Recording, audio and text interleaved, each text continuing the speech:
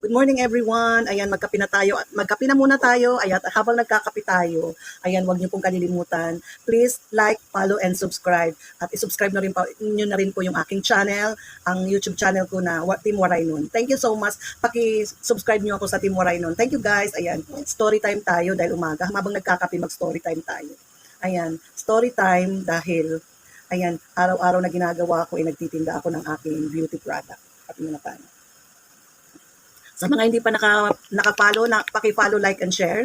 At paki-subscribe na rin ang aking Team Waray Nun channel. Ayan. Alam nyo guys, nung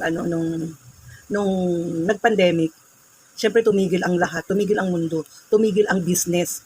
Lalo na dun sa mga tinamaang business, lalo na yung may mga maraming tao na pumapasok sa establishment. Syempre tayo, restaurant tayo, so maraming tao. Syempre kailangan natin magsarado ng matagal na panahon, di ba? Matagal. Kumbaga,